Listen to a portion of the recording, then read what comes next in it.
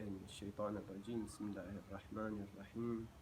رب اشرح لي صدري ويسر لي أمري واحلل عقدة من لساني يفقهوا قولي. اللهم صل على محمد وآل محمد. عن الإمام الحسين عليه السلام في خطابه المشهور: إنما خرجت لطلب الإصلاح في أمة جدي رسول الله صلى الله عليه وآله، أأمر بالمعروف وأنهى عن المنكر. كل فرد من الناس يتمنى ويقول أنه يريد أن يكون مصلح، يريد أن يصلح كما أصلح الإمام الحسين عليه السلام. ولكن ما هي صفات هذا الإنسان المصلح؟ هل كل إنسان صالح هو إنسان مصلح؟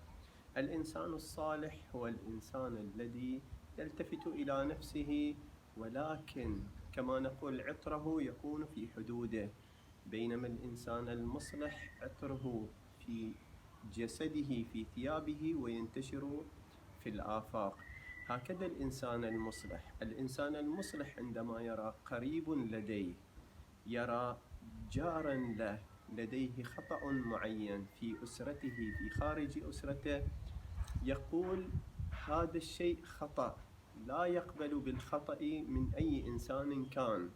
هكذا يكون الإنسان المصلح، لا يخاف في الله لومة لائم. صفات يجب توافرها في هذا الإنسان المصلح: عليه أن يزكي نفسه، فإنه لن يستطيع إصلاح غيره وهو فاقد لهذا الصلاح. عندما يكون الإنسان كاذب ويريد أن يأمر الناس بعدم الكذب لن يستمعوا إليه. لذلك على الإنسان أن يبدأ بتزكية نفسه وإصلاحها ليكون بإمكانه إصلاح الآخرين.